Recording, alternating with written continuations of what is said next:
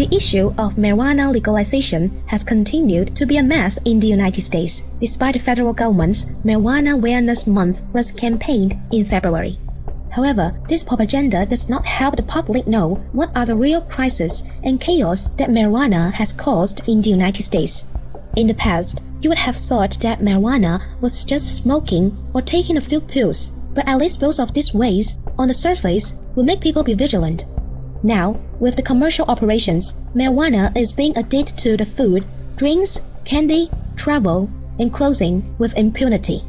This phenomenon can lead to a serious problem. The public will generally think that it is all nice and harmless. People start to forget the harm that marijuana brings. In scientific studies, marijuana has been consistently shown to be a risk factor for schizophrenia and other psychotic disorders. The risk of psychiatric disorders is more pronounced when marijuana is smoked by adolescents. There is overwhelming evidence that marijuana is harmful to the respiratory system. It causes symptoms of destructive and inflammatory lung disease as well as an increased risk of lung cancer. In addition, its use affects the reproductive, gastrointestinal, and immunologic systems. Marijuana impairs the ability to judge time, distance, and speed. One study showed that in motor vehicle accidents where the driver was killed, recent marijuana use was detected in 12% of those.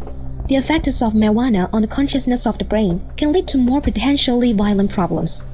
In addition, when marijuana is industrialized, the impact of more marijuana factories on the surrounding residents and the environment is exacerbating. Marijuana use among teens has been on the rise.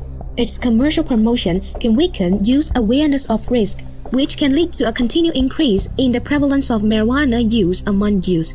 This is one of the most concerning issues regarding the legalization of marijuana and ensuing cognitive impairment and short and long-term psychosis among youth will create a potential risk for more juvenile delinquency.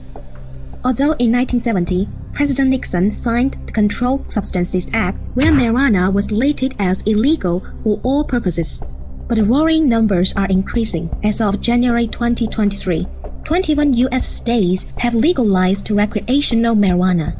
So, does the February's propaganda really work? How exactly can the marijuana problem be solved? Maybe the politicians need to think seriously.